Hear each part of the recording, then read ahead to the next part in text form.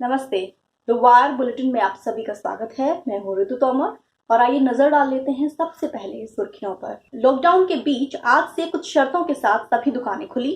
Republic TV पर प्रतिबंध के लिए बॉम्बे और कर्नाटक हाईकोर्ट में याचिकाएं दायर। देश में कोरोना वायरस से अब तक 775 मौतें। दुनिया में मरने वालों की एक चौथाई संख्या अमेरिका में। उत्तर प्रदेश में 30 जून तक शादी पार्टियों के लिए जमा होने पर रोक लगी। और अमेरिकी राष्ट्रपति डोनाल्ड ट्रंप ने कहा, कोरोना के मरीजों पर कीटनाशक इंजेक्शन आजमाने की बात मजाक में कही थी। और अब खबरें विस्तार से। देश भर में जारी लॉकडाउन के बीच केंद्र सरकार ने आज सभी दुकानों को खोलने की मंजूरी दी है, लेकिन कुछ विशेष शर्तों के साथ ही। सरकार ने साफ तौर पर कहा है कि कुछ विशेष शर्तों के साथ सभी दुकानें खोली जाएंगी। हालांकि मॉल्स और कंटेनमेंट क्षेत्रों में आने वाली जितनी भी दुकानें हैं वो सभी बंद रहेंगी। इस संबंध में गृह मंत्रालय ने एक आदेश जारी किया है, जिस आदेश में कहा गया है कि जितने भी व्यापारिक प्रतिष्ठान हैं वो 50% कर्मचारियों की संख्या के साथ काम करेंगे। इसके साथ ही कर्मचारी जो है वो लगातार मास्क और ग्लव्स पहनकर रखेंगे और सोशल डिस्टेंसिंग के नियमों का पालन करेंगे। अब आपको बता दें कि इस संबंध में 15 अप्रैल को सरकार ने जो गाइडलाइंस जारी की थी उसी में संशोधन कर ये नया आदेश जारी किया है, जिसके तहत कुछ विशेष शर्तों के साथ इन दुकानों को खोलने की मंजूरी दी गई है। इसके साथ ही सरकार ने स्थायी सैलून्स और पार्लर्स को भी खोलने की मंजूरी दी है। हालांकि शराब की दुकानों को लेकर सरकार ने स्पष्ट किया है कि ये जो शराब की दुकानें हैं वो दुकान एवं प्रतिष्ठान अधिनियम के तहत नहीं आती है, बल्कि एक अलग क्लोज के तहत आती हैं। अब आपको बता दें कि इससे पहले भी 20 अप्रैल को सरकार ने कुछ चुनिंदा गतिविधियों को खोलने की मंजूरी दी थी। और अब अगली खबर। रिपब्लिक टीवी के संपादक अर्नब गोस्वामी और रिपब्लिक टीवी पर बैन लगाने की मांग के साथ बॉम्बे और कर्नाटक हाईकोर्ट में याचिकाएं दायर की गई हैं।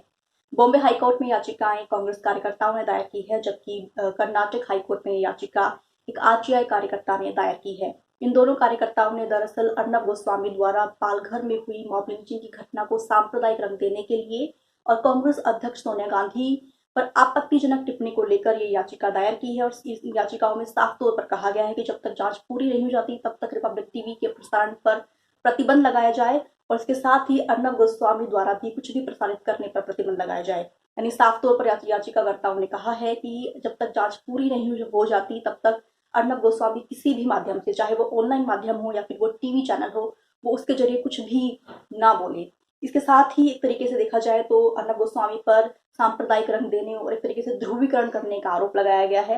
अब आपको बता देते हैं कि दरअसल पूरा मामला क्या है। महाराष्ट्र के पालघर में 2 साधुओं सहित उनके ड्राइवर की पीट कर की गई हत्या को लेकर अर्नब गोस्वामी ने अपने टीवी डिबेट में कांग्रेस अध्यक्ष सोनिया गांधी को इसका जिम्मेदार ठहराया था और उन पर आपत्तिजनक टिप्पणियां की थी, जिसे लेकर देश के कई राज्यों में कांग्रेस कार्यकर्ताओं ने एफआईआर दायर की थी, जिसके खिलाफ अर्नब गोस्वामी बाद में सुप्रीम कोर्ट गए थे। हालांकि सुप्रीम कोर्ट ने अपनी सुनवाई में अर्नब गोस्वामी की गिरफ्तारी पर 3 हफ्ते की रोक लगा दी थी और इसके साथ ही ये भी आदेश दिया था कि उन पर किसी भी तरह की ठोस कार्रवाई ना हो। इसके बाद अब जो है एक 2 नई याचिकाएं दायर की गई हैं अर्नब गोस्वामी के खिलाफ कर्नाटक और बॉम्बे हाईकोर्ट में, जिसमें साफ तौर पर कहा गया है कि रिपब्लिक टीवी के प्रसारण पर जो है वो प्रतिबंध लगाया जाए। और अब अगली खबर। कोरोना वायरस से देश भर में मरने वालों की जो संख्या है वो बढ़कर 775 हो गई है, जबकि संक्रमित लोगों का जो आंकड़ा है वो बढ़कर 24,506 हो गया है। शुक्रवार शाम से लेकर अब तक देश में अब तक 52 लोगों की मौत हो गई है, जिसमें से 18 मौतें महाराष्ट्र में, 15 मौतें गुजरात में, 9 मध्य प्रदेश में, 3 दिल्ली और पश्चिम बंगाल में, 2 तमिलनाडु में और एक मौत जो हुई है वो पंजाब और उत्तर प्रदेश में हुई है। अब अगर कोरोना वायरस को लेकर दुनिया भर की स्थिति की बात करूं तो दुनिया भर में कोरोना वायरस से अब तक 1,97,000 मौतें हो चुकी हैं, जबकि संक्रमित लोगों का जो आंकड़ा है वो 28 लाख से ज्यादा हो गया है। अब ये भी चौंकाने वाली बात है कि दुनिया भर में कोरोना वायरस से जितनी भी मौतें हुई हैं उसमें से एक चौथाई लोगों की जो मौत है वो अमेरिका में हुई है। अमेरिका में अब तक कोरोना वायरस से 51,000 लोगों की मौत हो चुकी है, जबकि 9 लाख से अधिक लोग इसकी चपेट में आ गए हैं। अमेरिका का न्यूयॉर्क शहर जो है वहां पर एक तरीके से कोहराम मचा हुआ है और न्यूयॉर्क में 17,671 मौतें जो है वो कोरोना वायरस की वजह से हुई है, जबकि अकेले न्यूयॉर्क में ही 2 लाख से ज्यादा लोग जो हैं वो कोरोना वायरस की चपेट में हैं। अब अगर मैं दुनिया भर की बात करूँ तो दुनिया भर में अमेरिका के बाद सबसे भयावह स्थिति इटली की है। इटली में सबसे ज्यादा मरने वाले हैं अमेरिका के बाद। अब अगर मैं संक्रमित लोगों के आंकड़े की बात करूँ तो स्पेन में 2 लाख से ज्यादा लोग जो है वो कोरोना वायरस की चपेट में है। इटली में आंकड़ा 1,52,000 है। फ्रांस में 1,59,000 लोग जो है कोरोना वायरस से संक्रमित है। जर्मनी में ये आंकड़ा 1,54,000, ब्रिटेन में 1,44,000 और तुर्की में 1 लाख से ज्यादा लोग जो हैं वो कोरोना वायरस की चपेट में है और लगातार इस कहर से जूझ रहे हैं। और अब एक बड़ी खबर उत्तर प्रदेश से आ रही है। उत्तर प्रदेश में 30 जून तक किसी भी तरह के सार्वजनिक आयोजन पर रोक लगा दी गई है। कोरोना वायरस की स्थिति को देखते हुए ये रोक लगाई गई है। उत्तर प्रदेश के मुख्यमंत्री योगी आदित्यनाथ ने ताजा आदेश में कहा है कि 30 जून तक राज्य में किसी भी तरह की शादी, पार्टी और राजनीतिक रैलियों में जो है वो लोग इकट्ठा नहीं होंगे और ना ही हो पाएंगे।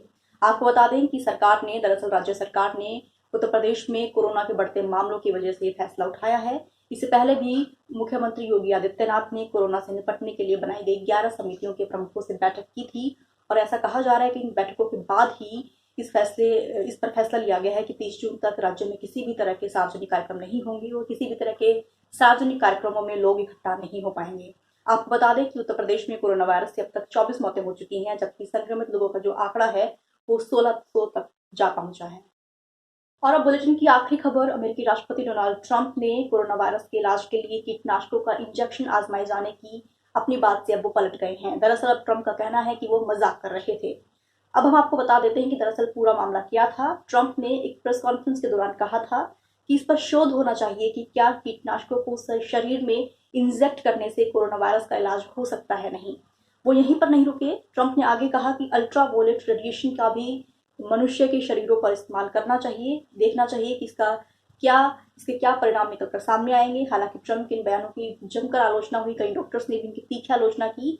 वहीं पर डिटोल और लाइजोल बनाने वाली कीटनाशक कंपनी रेकिट बैकिंजर ने भी कहा कि ऐसा करना जो है वो खतरनाक हो सकता है, जिसके बाद अब ट्रंप जो है अपनी खिल्ली उड़ने के बाद अब अपने बयान से पलट गए हैं और उन्होंने साफ तौर पर कह दिया है कि वो दरअसल मजाक कर रहे थे।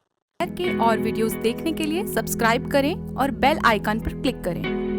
स्वतंत्र पत्रकारिता की आर्थिक मदद करने के लिए डिस्क्रिप्शन में दिए गए लिंक पर जाएं और अपनी राशि चुनें।